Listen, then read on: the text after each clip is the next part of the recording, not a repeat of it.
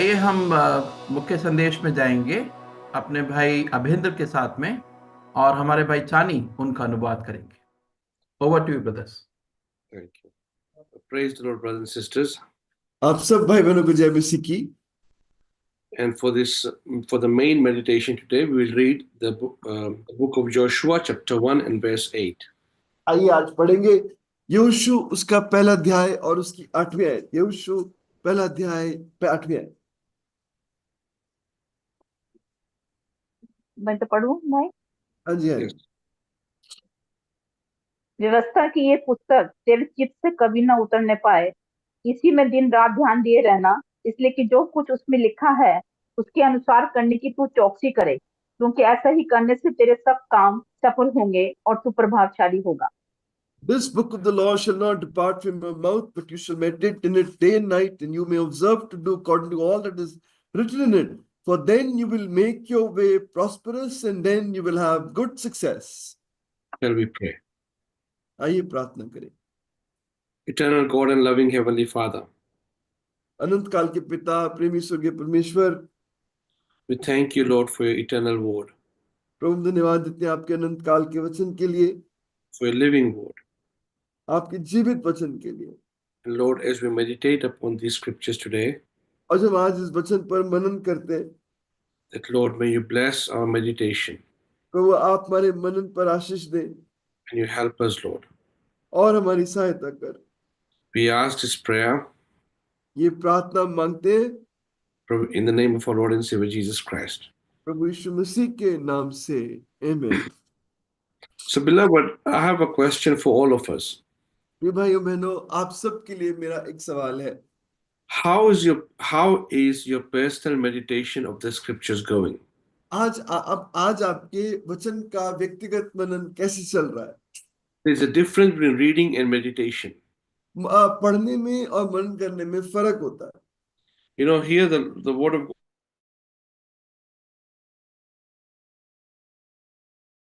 God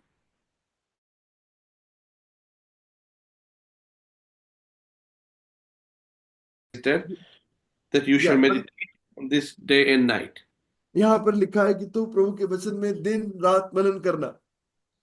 Meditation is sitting under the authority of the Holy Spirit मनन का मतलब प्रभु पवित्र आत्मा के अधिकार के नीचे बैठना and the leadership of the Holy Spirit, और पवित्र आत्मा की अगुवाई में बैठना, and allowing God to teach you wonderful truths out of His Word. और होने देना कि प्रभु अपनी अद्भुत सच्चाइयों को आप प्रकट करे। There were these are some very strong exhortations given to Joshua. ये एक बहुत ही कड़ी चेतावनी, बहुत ही कड़ी शिक्षा यहोशू को दी जा रही है। He says, it should not depart out of your mouth. वो तेरे मुंह से निकलने ना पाए, It should be in your lips. वो तेरे होठों पर बना रहे, You should always speak of it. उसके बारे में लगातार बात करना, And you should read and meditate upon it day and night. और दिन रात उस पे मनन करना, And then there will be blessings that will follow you. और तब आशीष तेरे पीछे चलेगी। And in the context in which this was written, it was और written about the book of the law. और जिस संदर्भ में लिखा गया वो व्यवस्था की पुस्तक के बारे में था। We are more blessed than Joshua हम यहोशू से कहीं ज्यादा आशीषित हैं, because we have all the 66 books of the Bible with us now, क्योंकि हमारे पास तो बाइबल की सारी 66 किताबें हैं। with the full counsel of God has been revealed to us. परमेश्वर की पूरी मनसा हम पर प्रकट कर दी गई है। Yes, and because since the coming of His Son, उसके पुत्र के आगमन से, you know, I really like the scripture Hebrews 1 verses 1 and 2. इब्रानियों पहला अध्याय पहली दूसरी आयत मुझे बहुत पसंद है। Let's read. आप पढ़िएगा इब्रानियों उसका पहला अध्याय उसकी पहली और दूसरी आयत।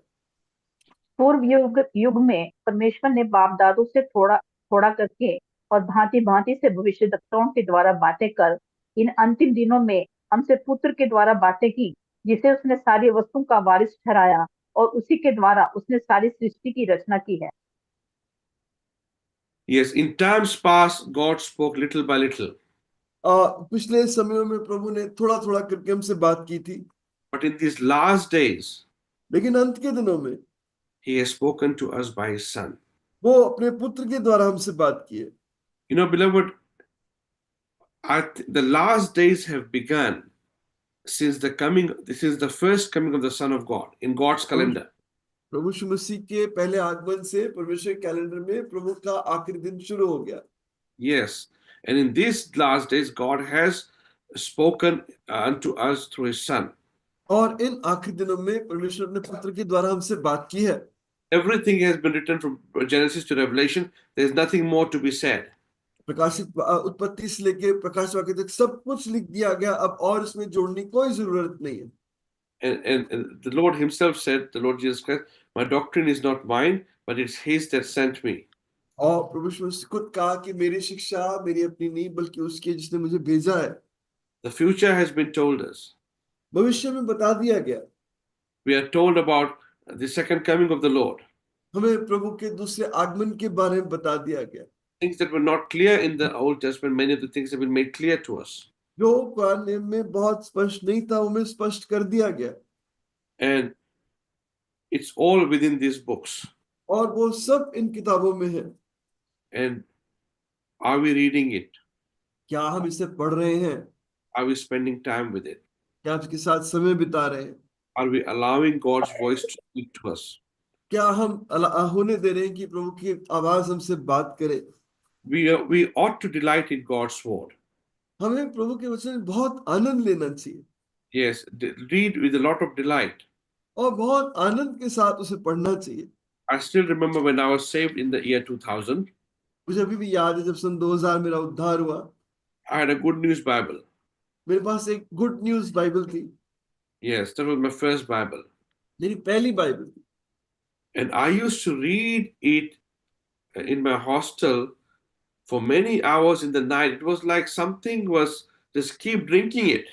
मैं कई घंटों अपने हॉस्टल में बैठ के उसे रात को पढ़ा करता था। मुझे ऐसा था बस उसको पीता चला जाओ। And even sometimes skipping classes to read it. और कई बार तो क्लास भी छोड़ देता पढ़ने के लिए। Because the urge was there to from the Holy Spirit to just absorb this word. क्योंकि पवित्र आत्मा की तरफ से मुझे बहुत इकायता थी कि मैं इस वचन को अपने अंदर ग्रहण कर लूं। And everything about God that was written, it used to delight me.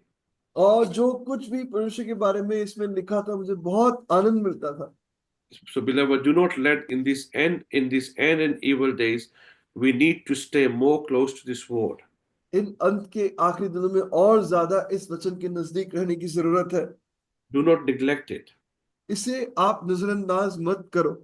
Only Sunday feeding and assembly meeting feedings are not enough.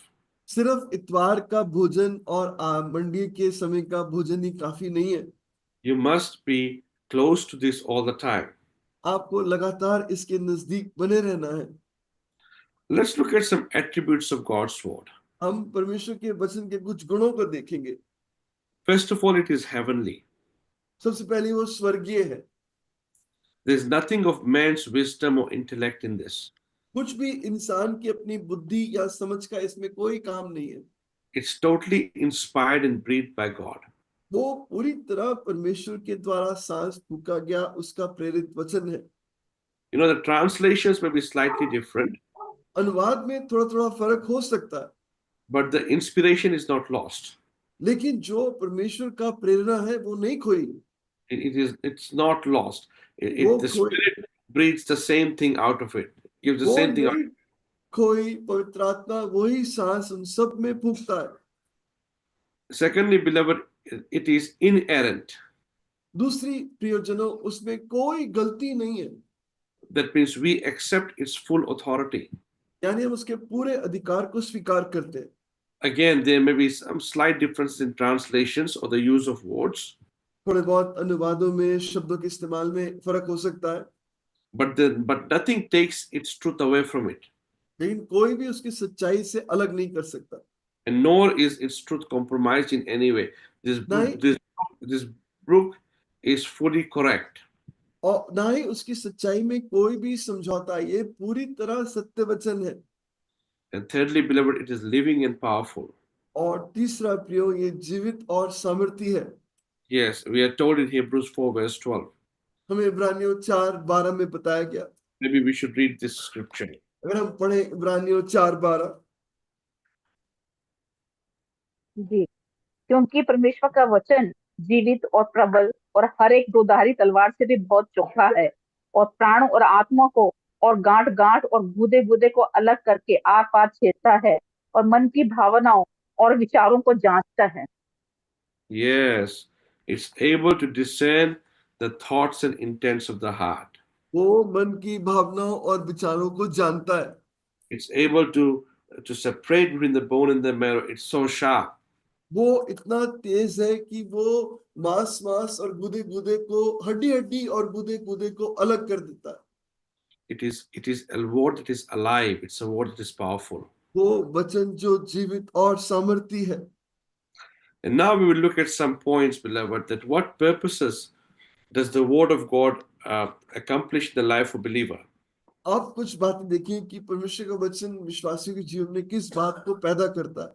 So as always, I will give you a few points, मैं कुछ point आपको दूंगा, and you must know that this is not limited, but there are other points that the Lord may give you on His own.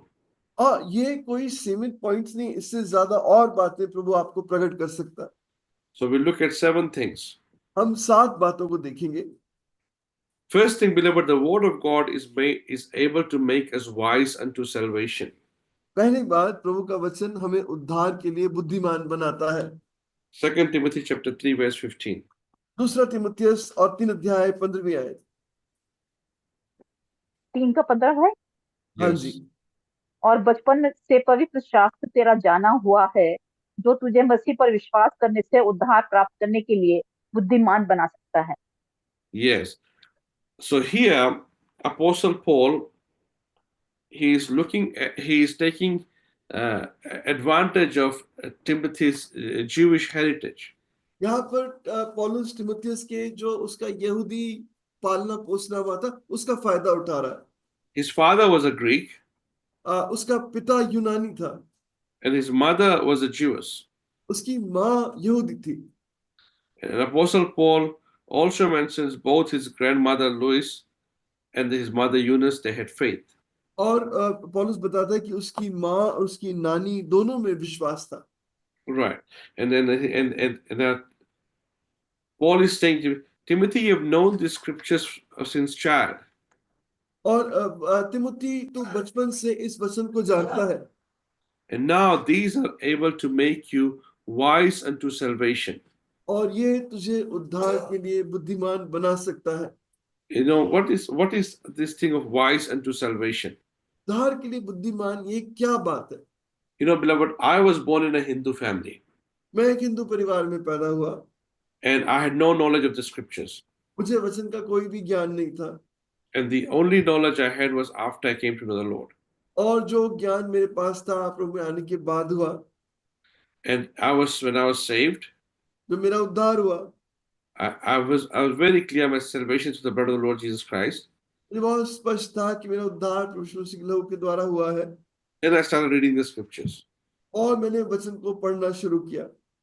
And just like Timothy, there are many nominal Christians who are not like me. और तिमुथियुस की तरह बहुत से नामधारी ईसाई मेरी तरह नहीं है। Maybe you are one of them. हो सकता है आप उनमें से एक हो। Maybe you are a child who is growing in a Christian family. शायद बचपन में आप एक ईसाई परिवार में या मसीह परिवार में पलकर पड़े हुए, So you know the scriptures. और आप वचन को जानते हो, You have knowledge of the scriptures. आपको वचन का ज्ञान है, But the scripture has not it has not come alive in your life through a personal commitment to the Lord Jesus Christ. लेकिन वचन आपके जीवन में मसीह को अपना जीवन देने के द्वारा जीवित नहीं हुआ। Yes, maybe you're not saved now. You are sitting in this meeting, you're not saved. आप इस सभा में बैठे तो हो, लेकिन आपका उद्धार नहीं हुआ है। And you, like Timothy, have this advantage that this word is able to make you wise unto salvation. और तिमुथियुस की तरह आपको भी ये एक बड़ा फायदा है कि ये वचन आपको उद्धार के लिए बुद्धिमान बना सकता है। And when you get saved through the blood of the Lord Jesus Christ, और जब आपका प्रभु यीशु मसीह के लहू के द्वारा उद्धार होता है, and then everything will make sense to you very fast और तब सब बातें आपको बहुत समझ में आने लगती हैं because you know the scriptures. और तब आपको वचन समझ में आने लगता है। Yes. Second thing, beloved, the word of God, it gives us guidance for godly living. दूसरा, परमेश्वर का वचन हमें भक्ति का जीवन जीने के लिए सिखाता है। Psalm 119, verse 105. भजन 109 119 उसकी 105 है। भजन 119 105 है। 105। हाँ जी। तेरा वचन मेरे पाँव के लिए दीपक और मेरे मार्ग के लिए उजियाला है। Yes. Thy word is a lamp unto my feet and a light unto my path. तेरा वचन मेरे मार्ग के लिए दीपक और मेरे पाँव के लिए उजियाला है। Yes. God's word, it provides us the daily light as to how to walk. प्रभु का वचन हमें रोज जीवन में सिखाता है कि हमें कैसे चलना है, Yes, how we should walk according to the कै- word of God. कैसे हमें वचन के अनुसार जीवन जीना है। You know, the Lord Himself said, "Man shall not live by bread alone, but by every word of God." प्रभु ने खुद कहा कि मनुष्य केवल रोटी के द्वारा नहीं बल्कि हर शब्द के द्वारा जिएगा जो परमेश्वर ने कहा है। Yes, and beloved, this word tells us about right and wrong. और ये वचन हमें सही और गलत का फर्क बताता है। It teaches us about the expectations of our Heavenly Father. ये हमारे स्वर्गीय पिता की जो हमसे आकांक्षा है उसके बारे में बताता है। We don't live according to any other book हम किसी और आशा से नहीं जीते in this world. इस संसार में, We live according to this book, the Word of God. हम इस वचन के अनुसार जीते। Thirdly, beloved, the Word of God, it cleanses us. तीसरा, प्रभु का वचन हमें पवित्र करता है। In John 17, verse 17. पढ़ brother. John 17, the Gospel of John 17, verse 17.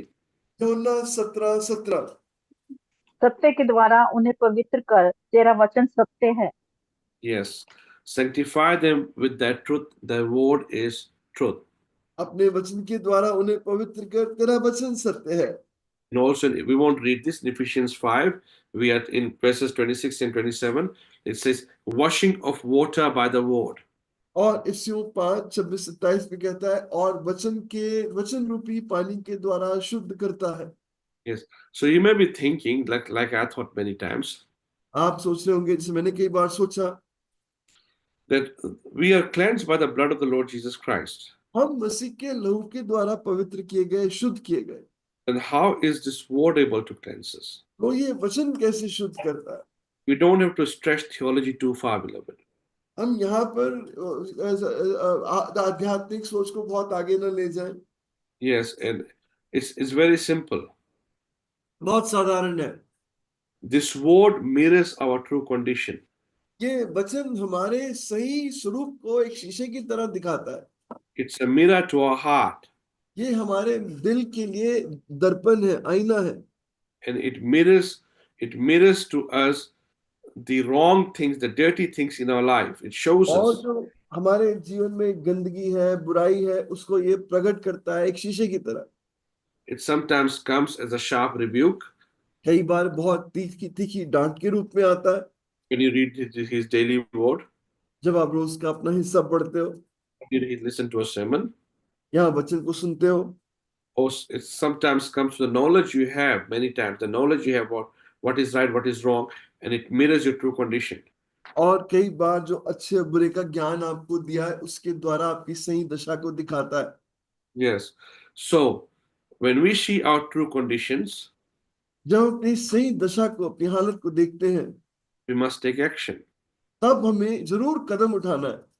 We come to the fountain of blood हम उसमें लहू के पास आते हैं and we ask for cleansing. और शुद्धता के लिए प्रार्थना करते हैं। So, beloved, this word it exposes you. It exposes your true condition. ये वचन आपकी सही हालत को आप पर प्रकट करता है। Number 4 is God speaks to us through His word. चौथी बात, परमेश्वर अपने वचन के द्वारा हमसे बात करता है। You know, this word is alive. ये वचन जीवित है। I have seen many times God has spoken to me and to us through some very unique situations. मैंने कितनी बार देखा, आपने देखा कि प्रभु ने कितनी अद्भुत तरीके से मुझसे और आपसे बात की। I have a lot of examples. मेरे पास कई उदाहरण है। I would like to give one example today. मैं एक उदाहरण दूंगा। You know, once I was part of an assembly मैं एक बार एक मंडली का हिस्सा था in the US, अमेरिका में। and I knew that I was there for a little while only. मैं जानता था कि मैं वहां थोड़े समय के लिए हूँ। And there were lots of problems there, वहां पर कई समस्याएं थी, lots of situations we were aware of. बहुत सारी परिस्थिति के बारे में हम जानते थे। And I was wondering, and it was affecting me actually. और वो बातें मुझे प्रभावित कर रही थी। And I knew that I'm here only for, say, maybe another year. और मैं जानता था कि वहां केवल लगभग एक और साल के लिए हूँ। So naturally, you want to talk and you want to understand things like that and see what is happening or what is right and wrong, right? तो आप जानना चाहते हो कि क्या सही है, क्या गलत है, क्या हो रहा है। So then I was tempted to get into the problems, be involved in all of this. और मेरे अंदर ये बात आई कि मैं सब इन समस्याओं के अंदर मैं खुद भी घुस जाऊं Yes, and become part of it and maybe help with the solution. और उसका हिस्सा बनकर मैं भी कोई उसका हल दे सकूं। I remember that one morning, I was thinking about all these things, एक दिन एक सुबह मैं इन सब बातों के बारे में जब सोच रहा था and I was reading the Bible, और वचन पढ़ रहा था, and the scripture came like a lightning. तो वचन एक तीखी लाइटनिंग की तरह, एक गर्जन की तरह मेरे पास आया। Proverbs 26, verse 17.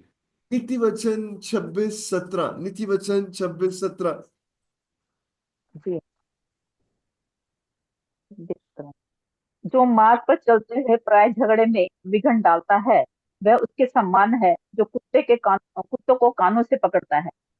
Right. It says, he that passes by and meddles with strife that does not belong to him. वो जो आपास से निकलते हुए किसी दूसरे के झगड़े में हाथ डालता है, Is like one that takes a dog by his ears. वो ऐसा मान लो एक कुत्ते को उसके कान से पकड़ता है। So these problems were there long before I was there. मेरे आने के समय से बहुत पहले वो समस्याएं वहां पर थी।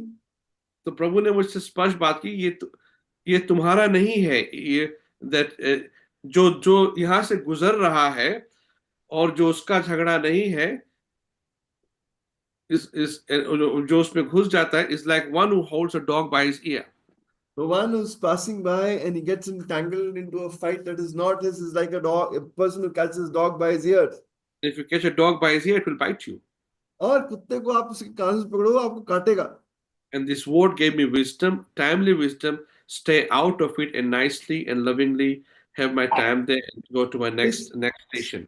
इस वचन ने मुझे समझ दी, बुद्धि दी कि तू यहाँ पर अपने चुपचाप इस झगड़े में ना पड़ के अपना समय काट, और जहां पर तुझे आगे जाना है तो चला जा। And how could I get this? मैं कैसे इस बात को जाना? Because I of the habit of reading the word of God. क्योंकि मेरे को वचन पढ़ने की आदत थी। So beloved, this you will be very surprised, and at many unique ways God will speak to you out of this word. It's alive. और It knows आपको that it's बहुत intense. हैरानी होगी कितने अजीब अलग अलग तरीकों से प्रभु आपसे बात करता है। Fifthly, beloved, God's word gives us hope in difficult circumstances. और प्रभु का वचन मुश्किल हालतों में हमें आशा देता है। Psalm 119, verse 114. भजन 119, 114, भजन 100।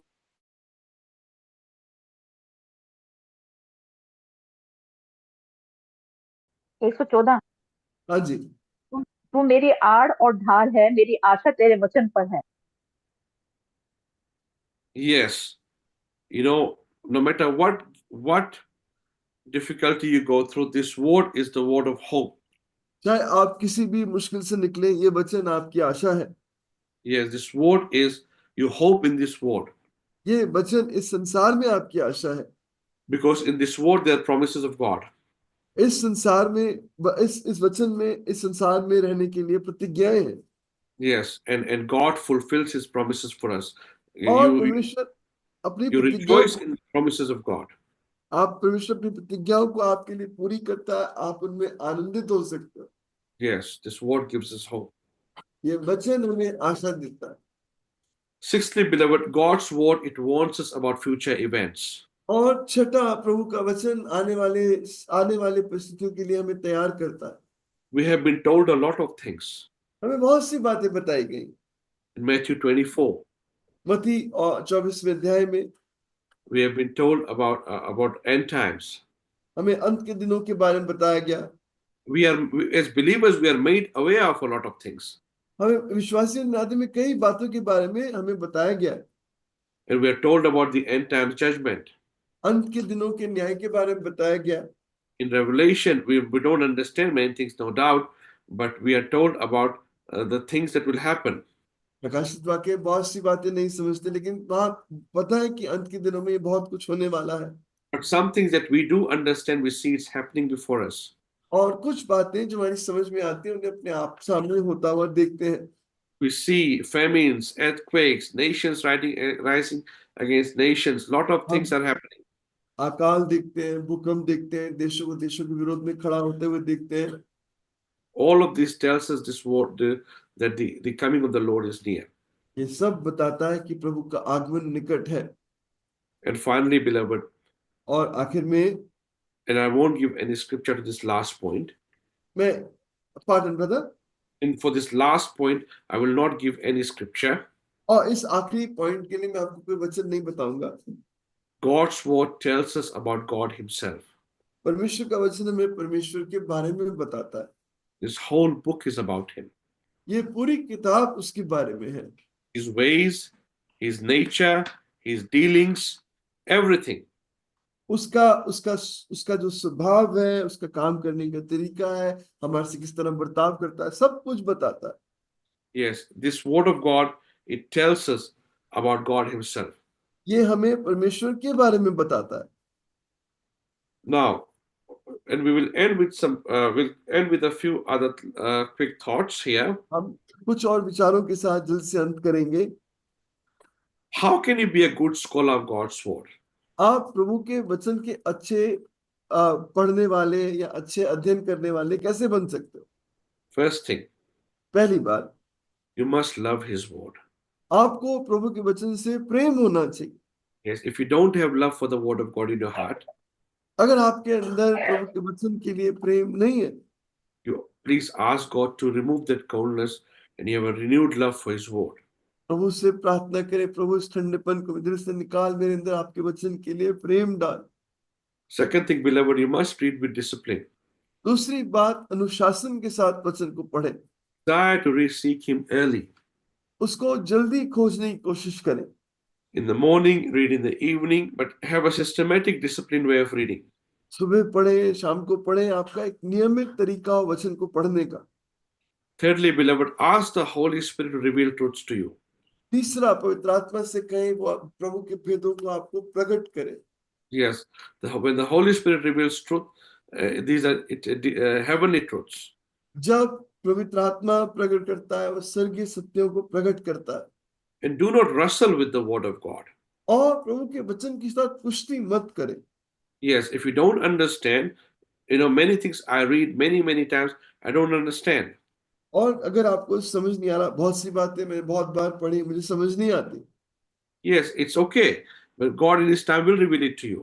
प्रभु का अपना समय वो बातों को आप पर प्रकट करेगा।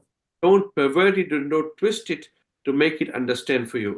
उसको घुमाने की, कुश्ती करने की कोशिश ना करें कि आप उसे समझ सके। That is where the wrong doctrines start coming in. यहीं पर झूठी शिक्षाएं पैदा होने लगती हैं। Yes. Fourthly, check what is written against what is written again. जो लिखा है वचन में, वो दोबारा वचन में कहीं पर लिखा है, उससे उसकी तुलना करें। In Matthew 4, मत्ती 4 अध्याय में when the devil quoted the scriptures, the devil said, "It is written." वचन, जब शैतान ने प्रभु को वचन कहा तो उसने कहा ऐसा लिखा है। And the Lord always said, "It is written again." He gives another scripture. और प्रभु कहता है ऐसा भी लिखा है, और वो दूसरा वचन उसको बताता है। Yes, and that will balance, and those two scriptures, they will not contradict each other. और वो दो वचन के हिस्से आपस में विरोधाभास नहीं होगा उनमें। but they will converge into the actual mind of God. और वो मिलकर आपको प्रभु की मनसा को प्रकट करेंगे। Say, for example, that when the devil says to the Lord, "It is written," he asks him to jump and he says, "It is written that he shall give his angels charge over you." That's what अब Satan वो told him. शैतान ने कहा कि ऐसा लिखा है कि तू ऐसे कूद जा, क्योंकि लिखा है कि वो अपने स्वर्गदूतों को तेरे ऊपर चार्ज देगा कि वो तुझे संभाल लेंगे। Yeah. And the Lord said, "It is written again, you shall not tempt the Lord your God." लेकिन प्रभु ने कहा कि ये लिखा है कि तू अपने परमेश्वर की परीक्षा मत करना। So when you add the two, जब आप दोनों बातों को जोड़ दे, this is the truth. यही सच्चाई है। He will definitely give his angels charge over you if you do not tempt the Lord. आप वो निश्चित अपने दूतों को आप पर रक्षा करने के लिए देगा अगर आप उसकी परीक्षा ना करें।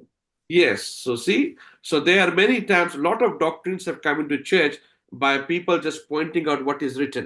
बहुत सी अजीब अजीब शिक्षाएं इस तरह मंडियों में आ गई कि लोगों ने कहा इस तरह लिखा है, And but they don't look at what is written again somewhere else. लेकिन उसकी तुलना दूसरी जगह पर क्या लिखा है उससे नहीं करते। I have a lot of examples. मेरे पास कई उदाहरण हैं, So think about these things. इसके Fifthly, बारे में beloved, सोचें। और yes. क्या Fifth point, beloved, पांच- understand the mind of the Lord in the scriptures, प्रभु के वचन में प्रभु के मन को समझने की कोशिश करें, especially in Christ's word in the Gospels. विशेषकर मसीह की मनसा जो सुसमाचार में है Oh, and everywhere else. और सब जगह पर। You know, there are a lot of things we read in the letter. बहुत सी बातें हम चिट्ठियों में पढ़ते हैं, Means we read what is written. We read what is Oh. written, हम पढ़ते हैं जो लिखा है, but behind it there is the Spirit of God that is trying to speak to us. लेकिन उसके पीछे पवित्र आत्मा आपसे कुछ कहना चाह रहा है। Yes, and that is what was the Lord saying when what was the Lord saying when he said those words? प्रभु वास्तव में क्या कहना चाह रहा था जब उसने इन शब्दों का इस्तेमाल किया। There's more to that than what meets the eye by what is written. यानी जो लिखा है, जो आपको दिख रहा है, उससे कहीं ज्यादा गहराई में वो बात कही गई है। The actual thinking in the mind of the Lord. You know, ask God to show to you his mind through his word. आप प्रभु से कहें, प्रभु आपके वचन में आपके मनसा क्या है, वो अपने वचन के द्वारा मुझे प्रकट करें। Sixthly, read systematically. छठी बात, नियम के अनुसार नियमित तरीके से बाइबल को पढ़ें। Yes, whatever that system may be work for you. जो भी सिस्टम, जो भी तरीका आपके लिए काम करता है। For me, it's like morning New Testament, evening Old Testament. मेरे लिए मैं सुबह नया नियम पढ़ता हूँ, शाम को पुराना नियम पढ़ता हूँ। And maybe some other way, but as long as you go from one side to the other in और the way कोई और God is तरीका भी हो written. सकता है, आप एक तरफ शुरू करके आगे तक खत्म करो। Yes. Seventhly, beloved, if you use extra biblical resources like other books and stuff, use it wisely. सातवीं बात, अगर आप बाइबल के अलावा और बाइबल से जुड़ी किताबों का इस्तेमाल करते हो तो बहुत बुद्धिमानी और समझ के साथ इस्तेमाल करो, With a very open mind, बहुत खुले सोच के साथ, because nothing replaces the Bible. क्योंकि कोई चीज बाइबल की जगह नहीं ले सकती। Yes, nothing replaces the Bible. The Bible should be your prime reading. Bible ही आपकी मुख्य पढ़ने की किताब होनी चाहिए। And finally, beloved, be very careful of Satan and his devices. और अंत में शैतान उसकी चालों से बहुत अनभिज्ञ ना रहो। Don't let Satan deceive you out of his word. शैतान आपको धोखा या धोखे में न डालने पाए, Yes, because he is also able to show you scriptures to deceive you. क्योंकि वो भी आपको वचन दिखा सकता है आपको धोखे में डालने के लिए। Anything causes confusion, ask the Lord, wait upon the Lord, patiently, and ask the Lord to show things to you very clearly, and he will. कोई भी बात आपको उलझन में डाले, प्रभु का इंतजार करें, प्रभु के सामने रखें ताकि प्रभु उस बात को स्पष्ट करे। May God help us. प्रभु हमारी सहायता करे। Shall we pray? आइए प्रार्थना करें।